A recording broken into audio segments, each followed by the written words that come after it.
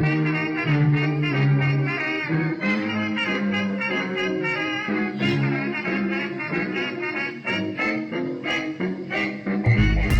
welcome to another episode of Rustacean Station. I'm your host, Alan Rama, and just before we start, actually, to introduce my guest, I just want to give a shout out to the community.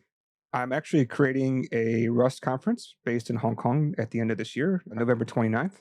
There's a website up for more information, so go ahead and check it out. It's rustasiaconf, CONF.com. So Rust, RUST, Asia, ASIACONF.com for more information if you guys are interested to come to Hong Kong and enjoy a nice conference with other Rustaceans. Now, back to the show. So we have Glen joining us. Glen is the creator of Rama, I believe, right? Yes, correctly. I'm the creator and for now mostly major contributor of the Rama projects, which is software to create proxies. And as a side effect, you can also create web service with it. Yeah, I found that interesting, right? So creating proxies, I mean, most people are probably familiar with proxies in terms of, getting around firewalls and things like that. At least for me, I'm mostly familiar with proxies as that, or even such thing as a reverse proxy, setting up Nginx in front of your web service. I mean, what kinds of practical reasons would I want to use something like Rama? Why would I actually need a proxy for most reasons as a developer? Yes. So as a developer, I've been developing proxies mostly in other languages like Golang, even C++, Python in the past. I was introduced to Rust like 10 years ago, but so far I wasn't building proxies in it. But what I noticed is that over and over I was once again developing the same kind of common logic. And I was kind of tired of that, and I had good experience with Rust for other things. When I started Rama as a research project was in 2021, 2022, which took a long time to iterate and develop until now. There was no alternative. There were, however, a lot of nice technology stacks in Rust, such as Tower. There were also very nice web frameworks such as Axiom, but none of these really were targeted at proxies. The funny thing is, since I got prepared to actually make a first release of Rama, there was ByteDance, which released a proxy in Rust. I believe it's called G3 Proxy, and also Cloudflare open source their proxy, which I think is called Pingora, if I recall from memory, which is very cool because the more the merrier. But these didn't exist yet, or at least were not open source yet when I started developing it. And so what I really like is this entire modularity which something like Tower brings, but I want it for proxies so that I can use whatever middleware or layer I want to have. And as I like to develop software and projects that I can also use for any other project, dog feeding, as they say, I also discovered that actually it also was very nice to make web service with it. But I understand it's not for the kind of hard, because I believe if most people want to develop something like web services, they probably look for something more polished, such as Axiom, or something more complete, such as Rockets. So the main target will always be proxies. Yeah, so you have this whole why Rama page, and you mentioned about Nginx, Caddy, Envoy. I've only ever used Nginx as a reverse proxy. At what points, for what kinds of things does something like Nginx not do enough for you, right? Because you did say in your article in your section over here, you can add some custom code, you can do some configuration. But what kinds of things would you be interested in doing with a proxy that, say, Nginx doesn't support out of the box? Yes. So as soon as you need a lot more complicated logic, such as manipulating the traffic, analyzing the traffic, doing all kind of things with it, then things like Nginx would no longer suffice, at least not in the default mode. And yeah, like I said, of course, there's also just the argument developing in Rust feels very nice. Like, the compiler has your back. Once your code base reaches a certain size, there is no other language, at least not mainstream enough, that I feel confident in to develop than in Rust. As an example, I've also developed in the past code base in C and C++, and I worked with amazing people, and regardless of how amazing they were, there were always these really difficult bugs to track down, and refactoring was definitely a nightmare. The only language besides Rust I felt this with was like Alum, but yeah, obviously that is not really a choice for developing proxies either. So Rust came the closest to getting that. As an example of it, or like distortion proxies, which will change your traffic in order to be more anonymous, or in order to emulate certain user agents.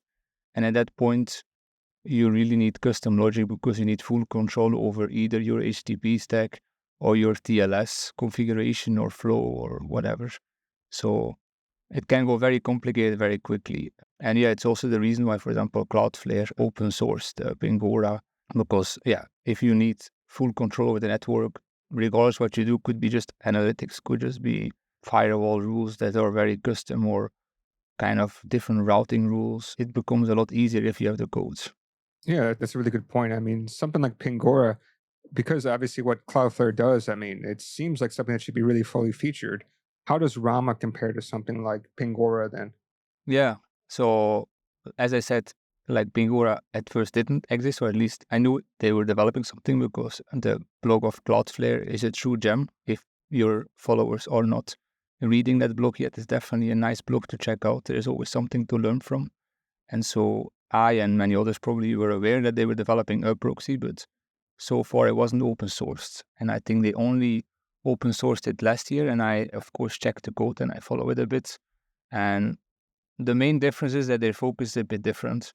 My main focus is on distortion proxies, while their focus is more on any other kind of proxy, such as what you were mentioning, reverse proxies, firewall proxies, any kind of more, what people would affiliate with proxies.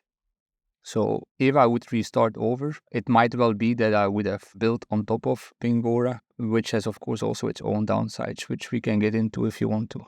Yeah, yeah, I'd like to hear more. What came to my mind is we did a previous episode with Tor, the onion routing. Does that share some similarities? I mean, there must be something because they do some kinds of masking. So would that be a somewhat similar thing as a distortion proxy, or it's really totally different and can't really be compared? It's a kind of distortion proxy, but the problem with the word that is such a vague word or such a composing word that it could mean all kind of things. So in one sense, people use it to be anonymous and then it wouldn't really matter. But in other senses where that wouldn't work and for which Rama does work is in case you want to look like a specific user agent, let's say you want to look like a Chrome browser or you want to look like, let's say, an iPhone application. In that case, it wouldn't work because these kind of technology stacks do not focus on that. Okay. So distortion proxy, right? Did you manage to go into exactly what's the point of that? Because I had to look it up as you were discussing. It's pretty interesting. It's about, masking the IP address and probably some other data too, right? For a distortion proxy. Can you explain what a distortion proxy is and why maybe people should be using them? Yes. So there is this concept of data extraction, which is now bigger than ever, especially with LLMs and the hype around it. But data extraction was always a thing, be it for researchers, be it for companies. There are all kind of purposes. Now the problem is that most web services will try to have measures to block certain what they call bots. Mostly that's for DDoS protection, but it could also be for other reasons. But I and many others believe in a free internet and that as long as it's public data and you respect the others, so obviously you don't want to DDoS, that is very bad. And obviously you want to limit the amount of traffic you send to as close as possible what a real human would do. But still, like if you're a researcher or you are an organization, let's say an NGO, there is no way that you have enough manpower or resources to manually go to each website and get the information, especially on a regular schedule. And so you need a way to get past these kind of boundaries because in a way they don't target you. You are just a victim or I forgot the word for it, but they don't target you. But anyway, you get caught. And so you need to look as close as possible like a human. And that is where a distortion proxy as one use case can come in. Because obviously you are not using a browser. First of all, it would be very complex. You could do that. There are automated browser solutions, but it's a lot more complicated to manage that and it has its own downfalls. And so, that's where a distortion proxy can come in because you could make it look like on the HTTP stack, the TLS stack, even on TCP layers, if you wanted to, that it looks as if it was initiated the request by a certain browser or a certain other kind of user agent. And you also mentioned IP addresses, and the way you achieve that is by going via other proxies. So this is what we call upstream proxies, or depending how your view of the stream is, you could also call it a downstream proxy. but basically that is a transport layer proxy or transport layer network service which simply routes your packets as you send them, and those you just use indeed for the IP addresses. There are other advanced use cases for it, but it would be mostly for IP addresses. I mean, it should be possible. I think you were kind of hinting at before, where you could say divert all of your traffic to the proxy. The proxy can then block out some of those tracking things, right? I mean, like, for instance, when you have an email that comes in, usually there's a pixel on it that will tell if you read the email or not. It's one form of tracking. I mean, if you knew approximately what that URL would look like, you can probably block that as long as you're forcing all the traffic through to that proxy, no? Yes, correctly. Once you use something like Rama, where you're in full control of the network, you can do anything. And that's, for example, also if we diverge a bit, where the web service part comes in, because it could also be that you want to emulate certain web services. You could imagine that your client, which is using the proxy, is pulling in certain client logic. And this client is calling home to some service, which might require it to have certain files or certain APIs which it can request information. Now, there is a way, thanks to the fact that you have full control, to intercept this request and make it go through your own web service, which is basically emulating the third-party service that normally which it would go through. The most simple case would be there like a cache, which is simply serving files. But the more complicated case would be where you're actually implementing your own web service, which is doing as least as possible, but still enough that it can go on with its life. Interesting. I was just thinking, if you can do these kinds of things, these kinds of, quote unquote, good things with these kind of proxies, you could also do somewhat bad things, right? Where you could say, be like a man in the middle attack with using Rama, no? Yeah, that is definitely possible, but I imagine that is possible with any kind of technology out there. Because, I mean, Rama is certainly not unique in it in the world that it focused on this kind of stuff. As far as I know, it's the first one in Rust. So that is more or less unique about it. And then, of course, I imagine, quote unquote, the bad people have plenty of closed source tools anyway already that have access to. But my goal really is to, once this technology is ready, which I'm hoping to ship between now and the next weeks, the first usable version for all, is that I can also start to work together with researchers around the world and check what data are they missing for their research, because I grew up with the internet and it is full of amazing information. It's also how I learned my craft. And I also know it can be used very good for researchers. They also know that. I go to certain data extraction conferences and I talk there to researchers. But the main problem for them is getting the data. And the more high quality data they can get, the more they can do research. And as a software developer, however you want to call me, I would like to just contribute a bit in that part to the world. You keep talking about the researchers and data. I didn't quite follow about which kinds of researchers and the kinds of data that they're looking for and how Rama relates to that. It could really be anything. Honestly, there is not a lot of data that I cannot think of that I can use. It depends on the research. If you talk about certain social sciences, if you talk about certain economical sciences, but even like medical, there is a lot of different data out there, but it's a bit difficult to talk about without knowing concrete researchers in mind. But the information is there, that's the point. And right now, what they mostly do is they are not developers. So they will develop their own little scripts and they will try to do it, but as security gets better and better, they are just getting blocked. And it doesn't stop them from writing papers, but they just do it with less amount of samples. And the less your sample size is or the lower quality your data is, it will affect your research. It will delay how fast we can progress these kind of topics, which is a bit of the issue. And again, it's not that these companies necessarily want to block the researchers, but I mean, it is very hard for a little lonely researcher in his lab to talk to a big enterprise and say like, hey, can I please get this data? It is next to impossible for some. Yeah, okay, that makes more sense now. I see what you mean by that. So, Rama, you were saying that you still need to work some more to actually get like a 1.0 release. Is that what I heard? Well, it won't be a 1.0 because I definitely want to first have more community feedback, because so far it's only been me. So that would mean that it hasn't seen a lot of other people that give feedback. I do work together with people in the community around Tokyo, Hyper, Tower and stuff. So I try to get feedback there, but so far it's mostly been me developing it. So the first actual release will be 0.2, but that will mean you can start using it, and I will also start using it. So far I've used it already, but more like in prototypes. So I will also start using it in production at that point.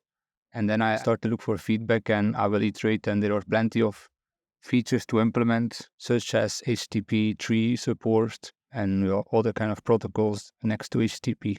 So there are, I mean, it will always be work to be done. It's similar to something like Curl. I'm not sure if you ever talked to the creator of Curl, but Yeah. it's also a project where you think like, oh, can't you just finish it in the next 5 years? And like, no, there is always something you can improve or do.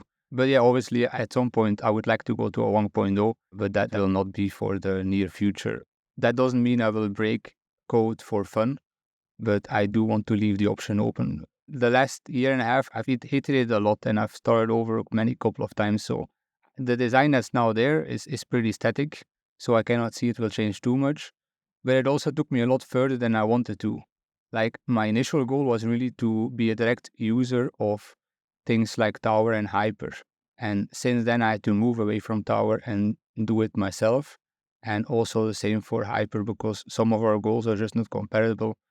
But given that the Tower design itself is not settled yet, as they will probably also do some new major releases in the next year or two, I'm hoping maybe there is still a way to go forward, because even the ones using Tower, let's say Axiom or anything else, they also wrap a lot of logic around it to make it more closer to what they need.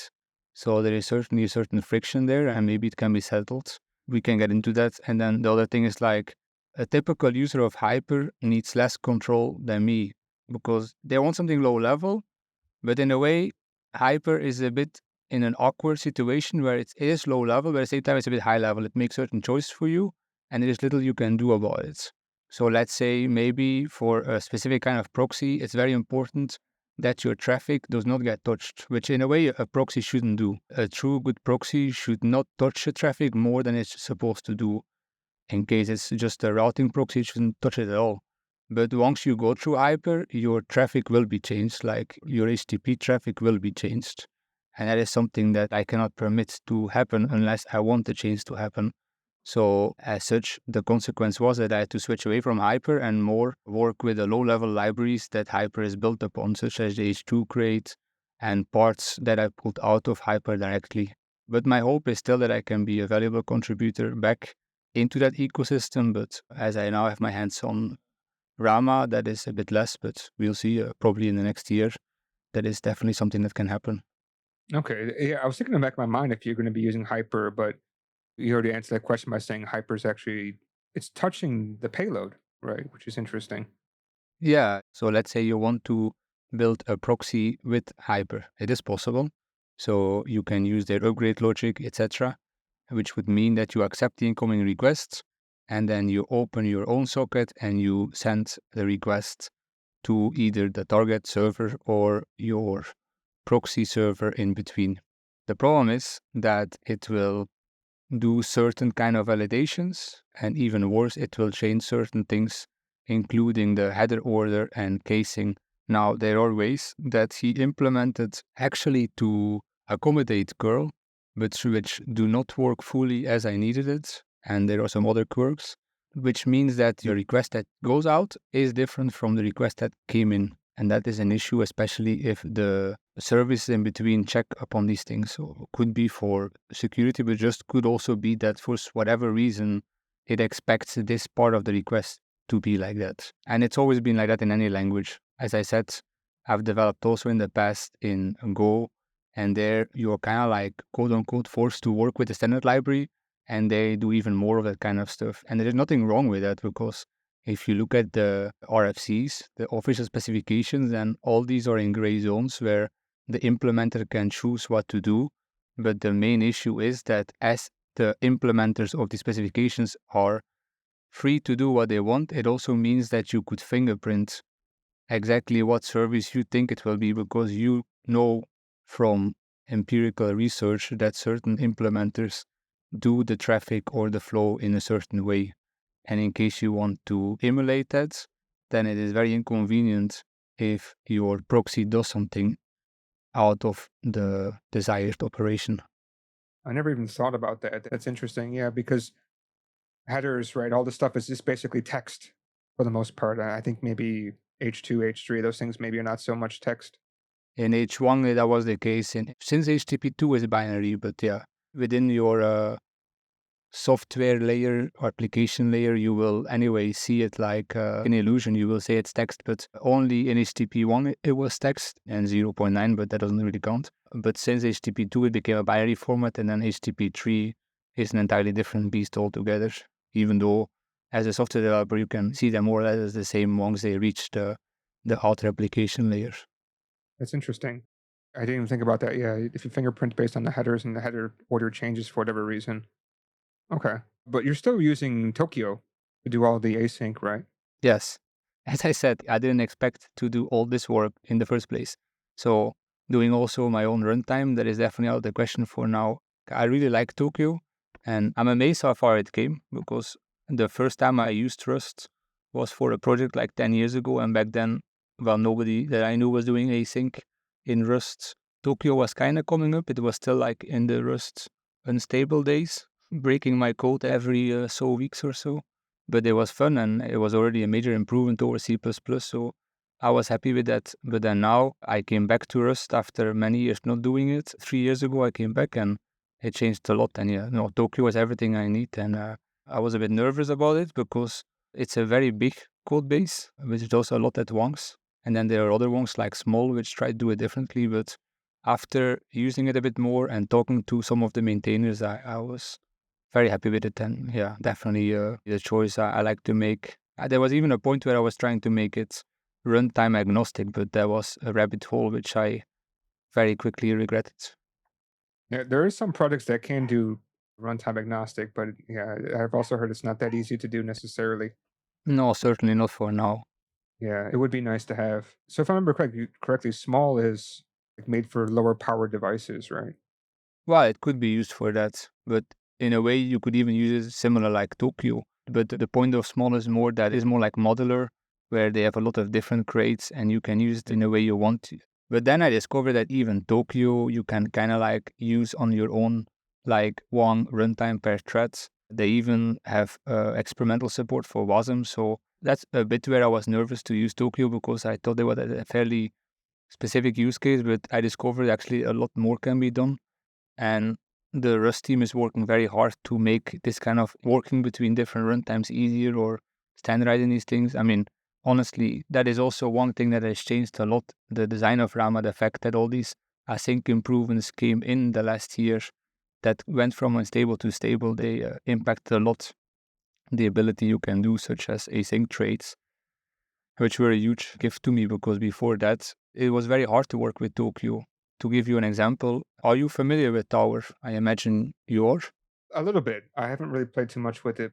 Yeah, the Tower concept is pretty genius. I mean, I don't think they invented it, but they certainly seem to be the pioneer in Rust.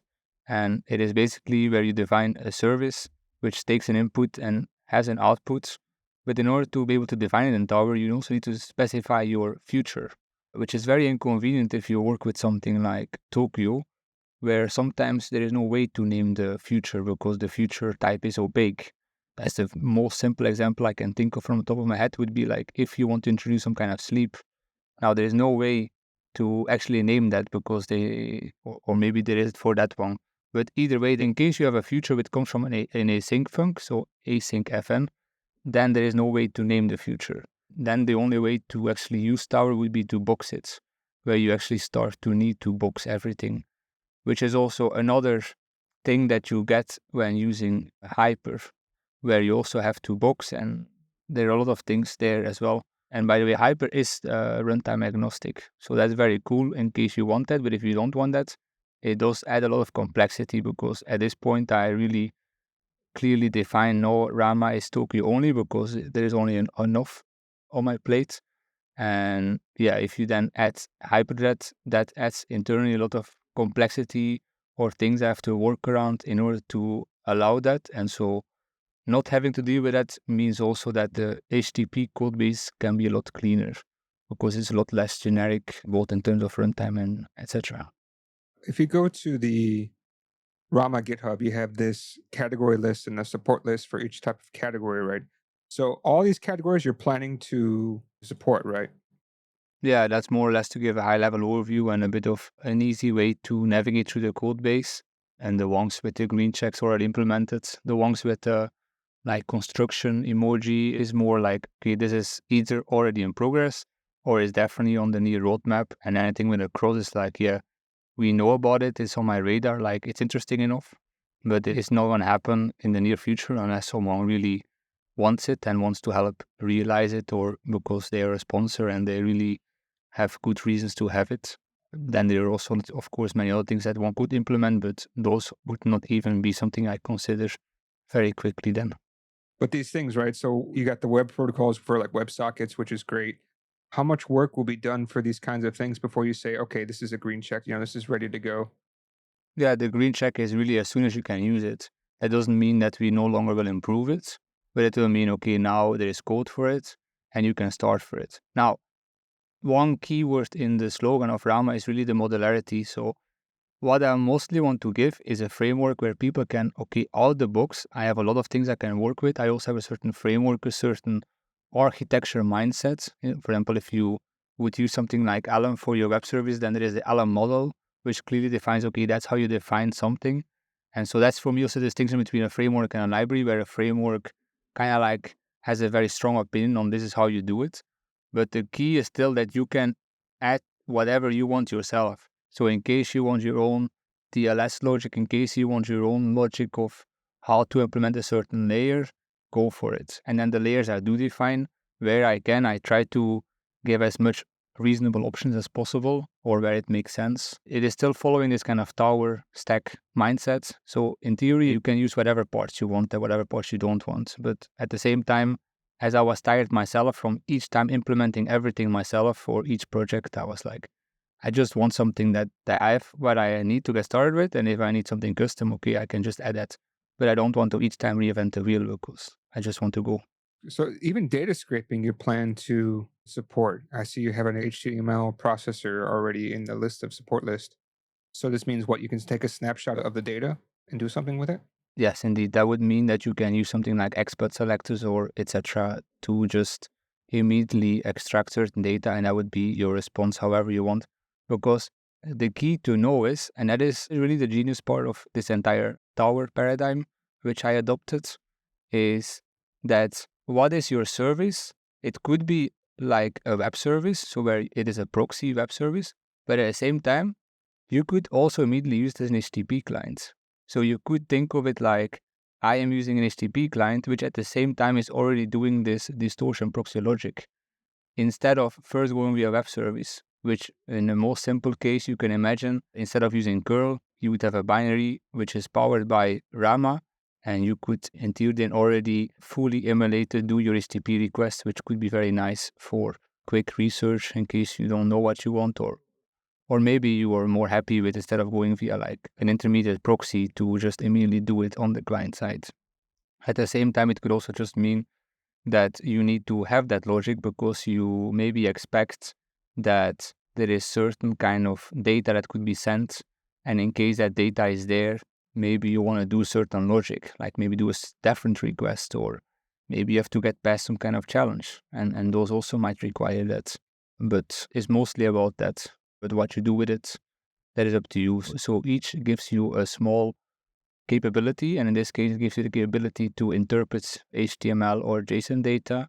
And then what you do with it, that's again up to the user of Rama. So you said within a couple of months you're expecting some type of 0.2 version, is that right? Yeah, even sooner. My first idea was before my birthday, which is pretty soon, but it will be slightly afterwards, but definitely before the summer, yes. And I also have a Discord where people can join. People can also, just check the code base, talk to me, reach to me by email. I'm very open to any kind of feedback, but so far I haven't done too much promotion or talked about it too much because, well, it's not really ready yet, but at this point it starts to be close to ready. So people can definitely start to check it out. There are also examples. The examples are also fully integration tested, so they definitely will continue to work. which I found surprisingly annoying to do because Rust has a lot of capabilities to test, such as the regular integration test and the unit tests, but didn't really seem to be something out there ready to test examples, which I managed to do as an integration test using escargot, but I was hoping that it was something as easy as a regular integration test to test examples. But anyway, there you go. They are tested, and that gives me a lot of sanity because they are very high level. They also showcase the user, okay, that's some kind of use case how you can do it, and I'm very happy with it. Yeah, and I see you also have some kind of CLI which you're looking to also release.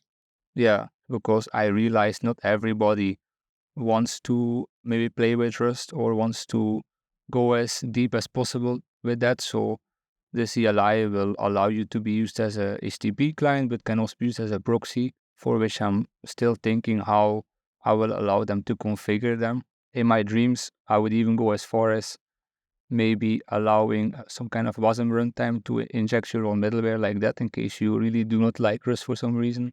But those are pipe dreams. Those are different. That's why they are across on the README, but they are definitely something I want to toy with once I have time for that. Or other people can always contribute. It's fully open source. It's a permissive license, so and it will always stay like that. So it is up to others also to maybe give some input there, what is useful, and then the binary will also be distributed.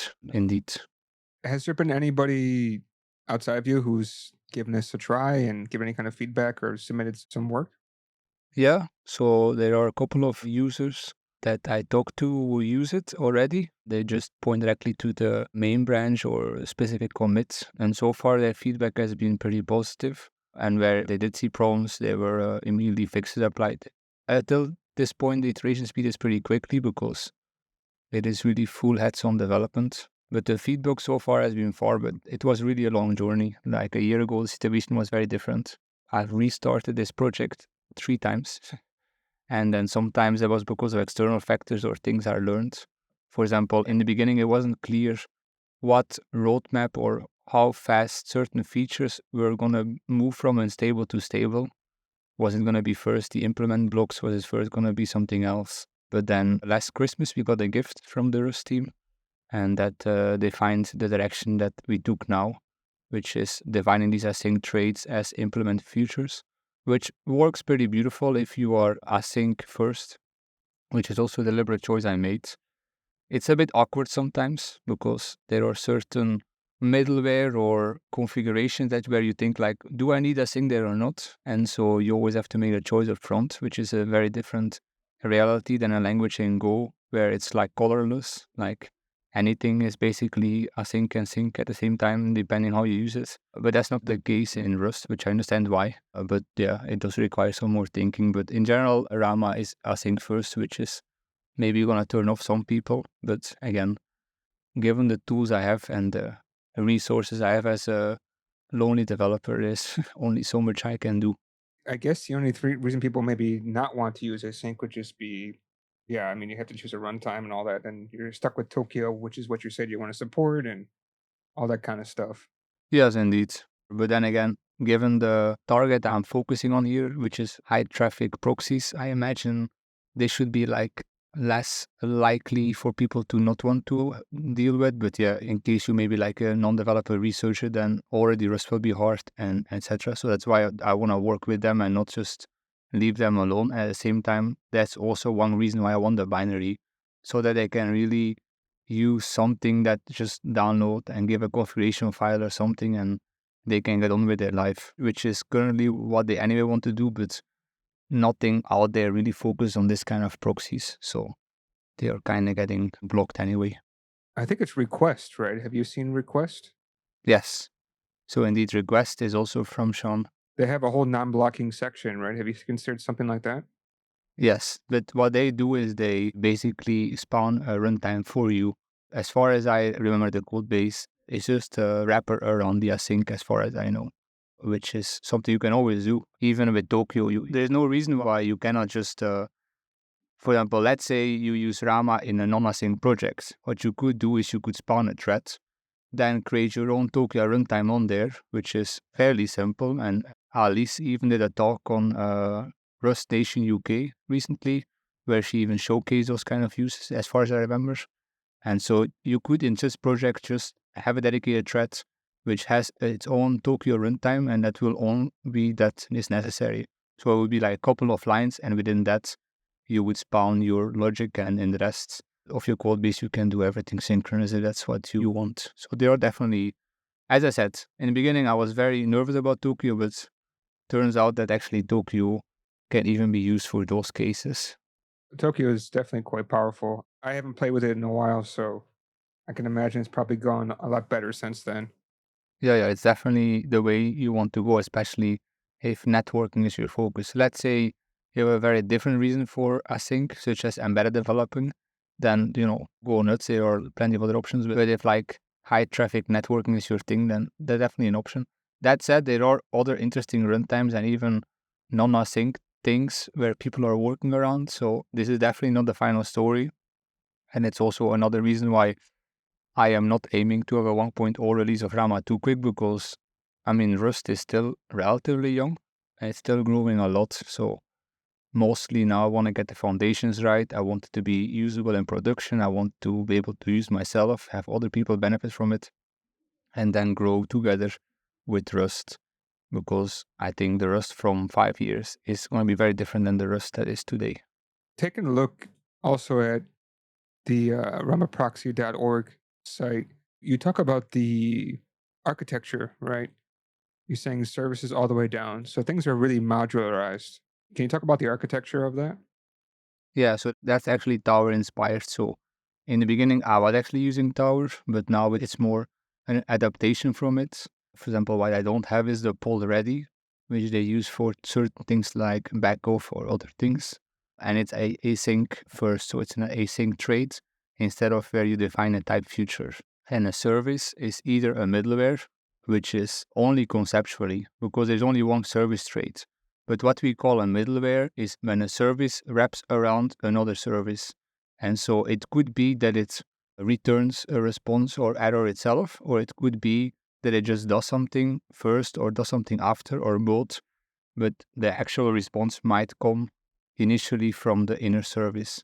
So when the service wraps around an inner service, it's called a middleware. When the service doesn't wrap another service, then I call it a leaf service. There are some other places on the internet that it's called like that. I'm not sure what other people call it, but that's what I call it in my documentation, a leaf service. And that could be, for example, an HTTP client, which is doing a request to a server, and then it would give the response back. That would be an example of a service.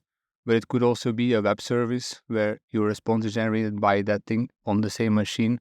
Yeah, it's pretty mind-boggling. It takes a while to get around it. That's why I also link to the Tower tutorial, because I believe if you read through why they created this kind of architecture, because they came up with it, I just adapted it, then it starts to make sense. And then once you start playing with it, it becomes really powerful, because let's say when you're developing software around services, it also means that you can test your services without even having to spawn or mock an entire network layer, because you simply have the concept of I give it a request and I get a response back.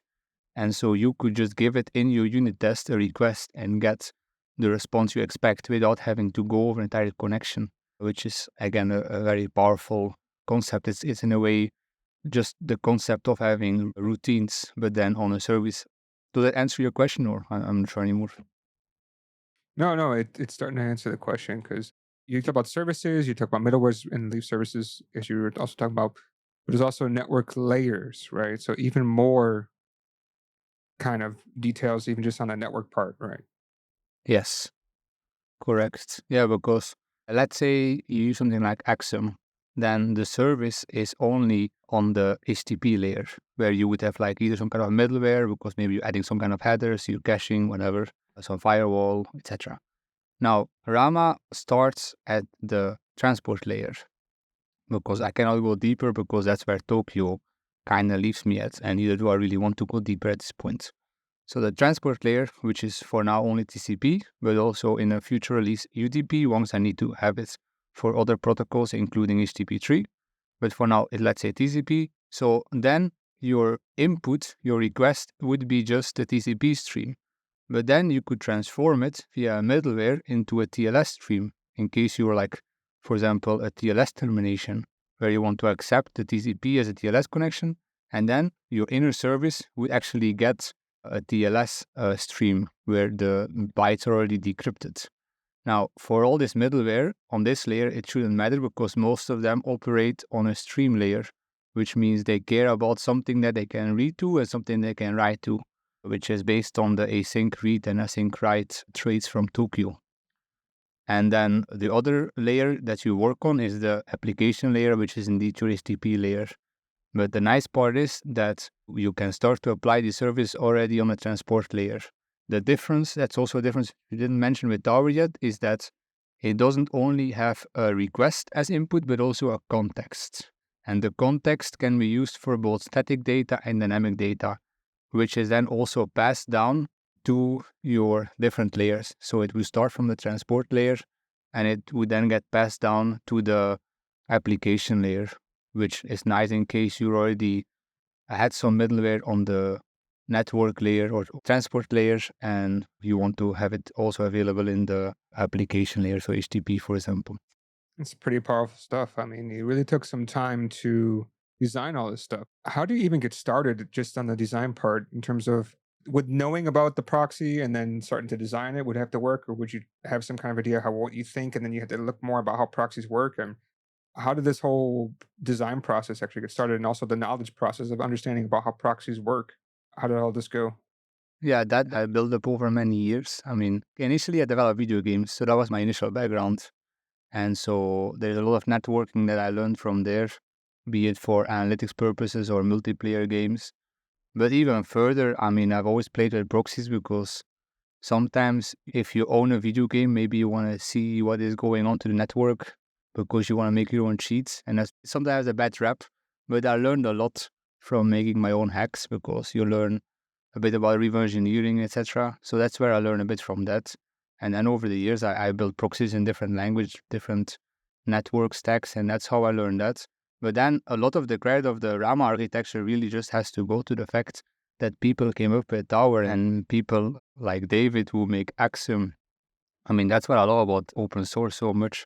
I've been in open source for over a decade now, and what I like about it, you can learn so much. But what makes Rust unique is that regardless of the code base, regardless of the owner, or regardless of the level of the knowledge you need, you can read through it.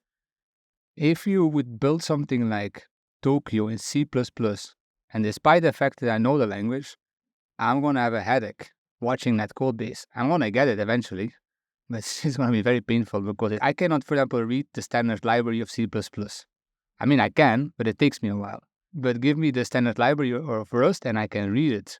And it's not because the concepts are less difficult, but it's because the code is so much more approachable. It is also written in a similar way. And that same if you, like anybody could go check how does Tower work, how does Axiom work. And it's so approachable and you learn so much from it, which is also what other people like John with his decrusting videos do. They show you, they empower you to go through this. And so I also want to tell people just check the Rama code base. Maybe you do not like Rama, but still you can learn from it. And for example, I also have a code base called Tower Async, which was first my idea was to just have an async fork of Tower using async traits. That was the second iteration, which then warped into my own completely different like code, which is now living within Rama itself.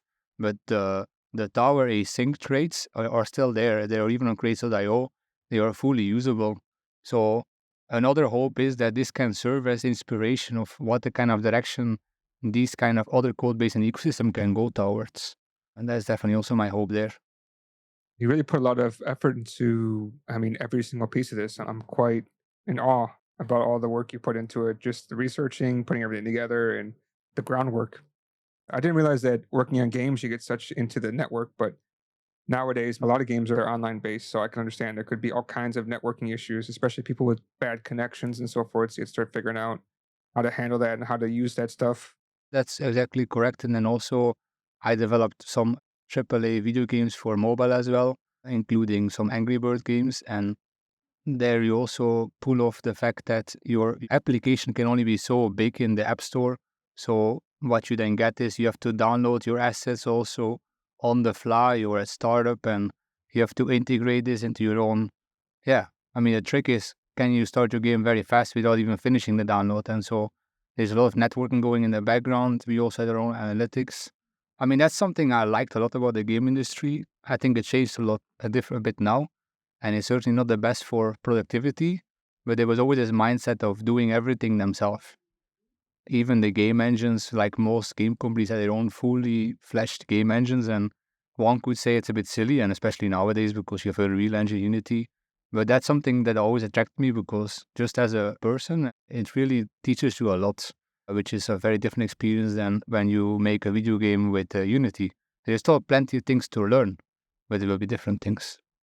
Well, on the counter side of that one, it seems like also because I'm just started getting into games a couple of years ago after taking a maybe 10-year break from adolescence to old man. What I've seen a lot recently, that, because obviously you've been in games, it seems like the gaming industry does do a lot of like they release the game, half made and then patch it as time goes on if you're lucky. Yeah. You can look at like Redfall, which was a kind of a disaster up until now. When they finally decided to close the studio, right? And also, people saying Ubisoft is take a whole game and split up into DLCs to make more money, right? So That's definitely a thing there. feel a little bit upset about these kind of things. I understand, but it seems like these industries like gaming and pornography, yeah, they you may like them, you may not like them, but in either case, it seems like they do really interesting technology. So it's interesting that we put a lot of effort to this stuff. Yeah, yeah. Even within Rust, there is this Embark Studios, which is, by the way, David is from Embark Studios, and they also do a lot in the ecosystem. So they are crazy clever people that worked in the game industry. And back when I was working there, I worked with these really, what I call old people. I mean, don't tell them. But they were making like games in assembly when I was still in my crib. So huge respect for them. I learned a lot from them. Yeah, maybe one day I go back, but my first initial goal will be other things. Yeah, like you said, the older generation. What popped up on my YouTube radar recently was about 007 on N64 and how they tried so hard to keep compressing data and making textures work and rerunning. It's like really interesting what all the tricks they had to do. Yeah, yeah. And nowadays, you don't really need to do that kind of stuff for the most part, I think. So it's interesting to see how things have changed and also, things maybe haven't changed. Yeah, that is the reason why I went to mobile games because when I was a game developer, it was already a bit like that on the computer side of things, where there was so much resources that you could get away with a lot of bad stuff. But on a phone, where you developed what they call AAA games, you still had to do really your best to be able to pull off all this stuff, both related to audio as well as video. So yeah, fighting against these limits is very nice. Well, it's fun, but it also is can be quite painful now. Yeah, depends what your definition of fun is, I guess. Yeah. But in any case, now I understand more about, your background and why and how you can work on something like Rama. We covered quite a bit of Rama. I mean, it's still in its infancy, as you said. Is there something that we've missed or something else that you want to say about Rama? Maybe even a call for help or anything like that? Yeah, so I've already did a call for help in some Rust newsletters, and people contributed some code. Right now there are less issues, but there are still issues that are marked as mentor available. So in case you want to tackle something, definitely reach out. Yeah, there are always things that are easy for anybody, which is like helping in documentation or if something is not clear, or even pointing out certain things. So I'm definitely a very open person. Could be via Discord, could be via GitHub issues, could be by email. They're all welcome. And I definitely want this to be more of a community effort. So everybody's welcome. Oh, that's good to hear. Yeah, I mean, I'm looking forward to seeing, Rama when it's released on zero point 0.2 and going forward. Maybe we can do some more check-ins to see how it's going. It was great to have you on. It's good to hear about you, and hopefully someday I'll be like you. I would love to get into gaming just to kind of have the fun of making this kind of stuff and seeing how I can push myself to do some really interesting, things. So I appreciate you coming on, and like I said, hopefully have you again on in the future. Yeah, we'll be happy to.